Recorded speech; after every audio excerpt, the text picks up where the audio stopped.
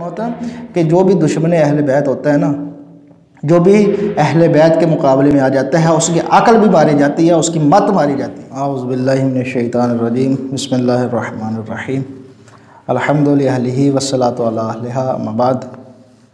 محترم ناظرین و سامعین، ماہ مبارک رمضان کے 21ویں دن کی دعا جو ائمہ علیہم السلام سے منقول ہے، امام فرماتے ہیں کہ آج کے دن پروردگار عالم سے اس طرح دعا مانگو کہ اللہم اجعل لی فیہ الی مرضاتک دلیلا ولا تجعل للشیطان فیہ علی سبیلا اور واجعل الجنۃ لی منزلا ومقیلا یا قاضی حوائج الطالبین۔ کہ اس دعا کا ترجمہ کچھ یوں ہے کہ یا بار الہ، اس دن اور ماہ میں اپنی خوشنودی اور رضا کی طرف میری رہنمائی فرما، اور اے معبود اس دن اور ماہ میں شیطان کے میری طرف آنے کا کوئی راستہ قرار نہ دے، اور خدایا جنت کو میرا مکان اور آرام کرنے کی جگہ قرار دے، اے طلب کرنے والوں کی حاجتوں کو پورا کرنے والے۔ عزیزان محترم، آج کی اس دعا میں 3 موضوعات اخذ ہوتے ہیں، جس میں سے پہلا ہے رضا و خوشنودی خدا کی طرف رہنمائی کی درخواست۔ اللہم اجعل لی فیہ الی مرضاتک دلیلا، اس دن اور ماہ میں اپنی خوشنودی اور رضا کی طرف میری رہنمائی فرما۔ عزیزان محترم، پروردگار عالم کی رضا و خوشنودی تمام امور سے بڑھ کر ہے، اس لیے کہ انسان کوئی بھی عمل انجام دیتا ہے تو اس کا مقصد اور اس کا محور اور اس کا جو ہدف ہوتا ہے وہ یہی ہوتا ہے کہ پروردگار عالم کی ذات اس سے راضی ہو جائے، پروردگار عالم کی ذات اس سے خوشنود ہو جائے، یہی ایک عمل ہے، اور یہ سب سے بڑی شے ہے۔ عزیزان محترم، سب سے بڑی شے ہے۔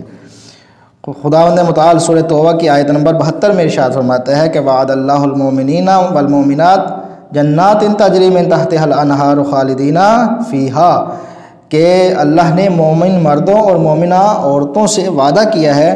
کس کا وعدہ کیا ہے؟ جنات تجری، جنت کا وعدہ کیا ہے۔ کون سی جنت؟ تجری من تحت الانہار، کہ جس کے نیچے نہریں بہتی ہیں، جس کے نیچے نہریں بہتی ہیں، اور ومساکن طیبۃ فی جنات عدن، اور یہ پاکیزہ مسکن ہے، پاکیزہ جگہ ہے جنتوں میں، اور ذالک هو الفوز۔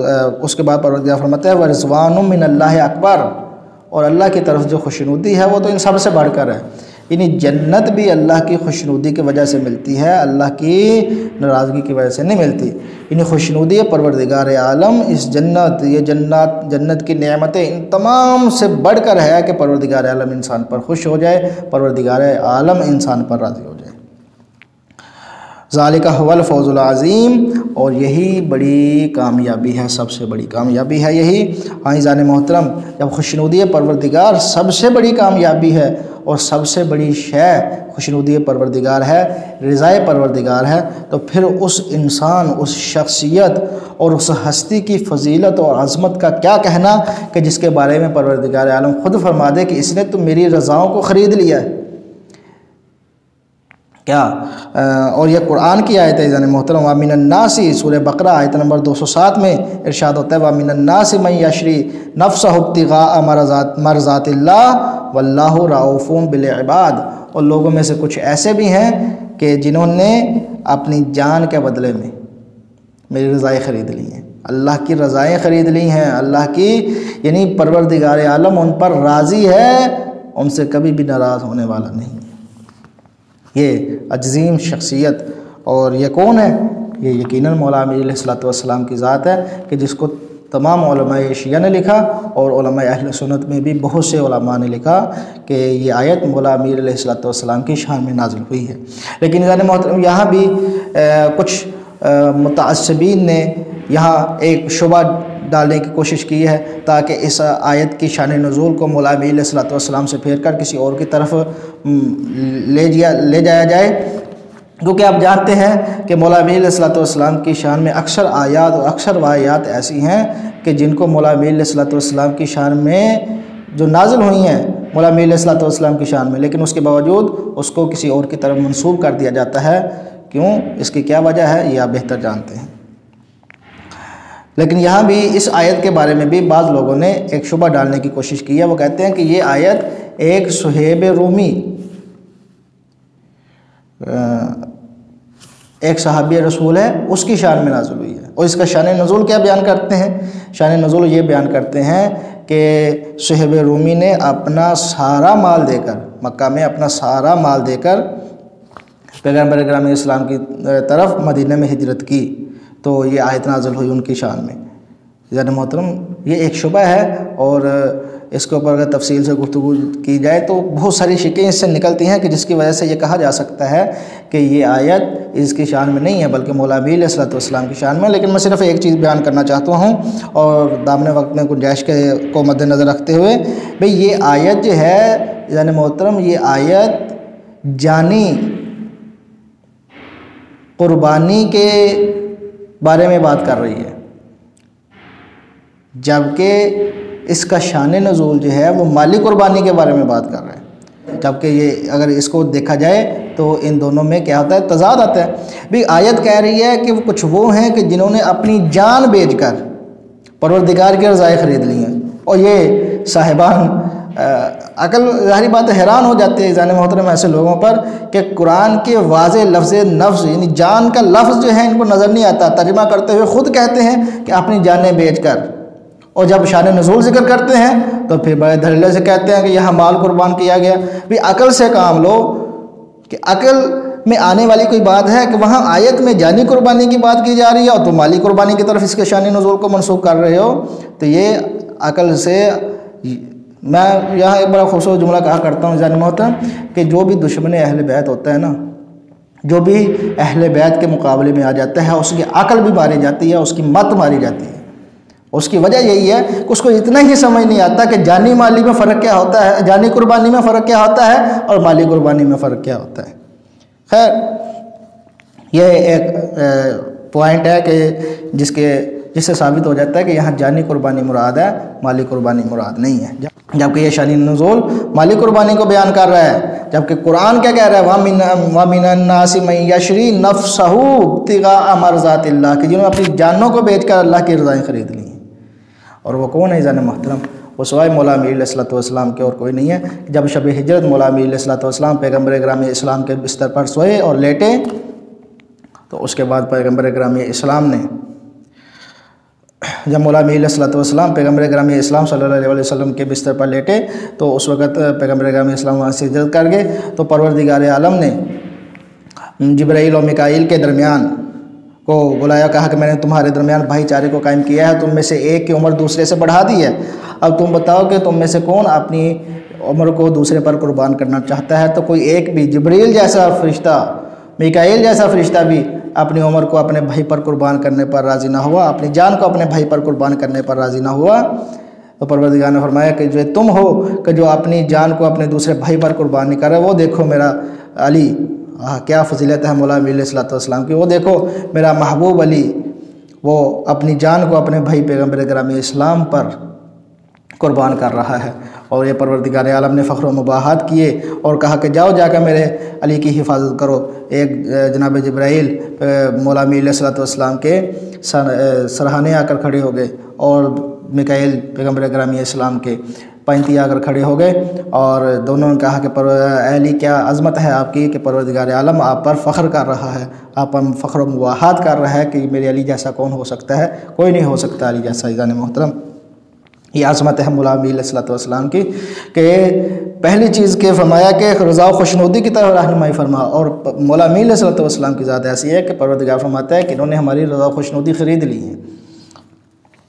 اور دوسری چیز وَلَا تَجْعَلْ لِلشَّيْطَانِ فِيهِ عَلَيَّ سَبِيلًا، اے معبود اس دن اور ماہ میں شیطان کے میری طرف آنے کا کوئی راستہ قرار نہ دے، شیطان کو میرے تک آنے کا کوئی راستہ قرار نہ دے۔ بے شک قرآن مجید میں پروردگار عالم فرماتا ہے شیطان کیا ہے؟ اِنَّ الشَّيْطَانَ لَكُمْ عَدُوٌّ،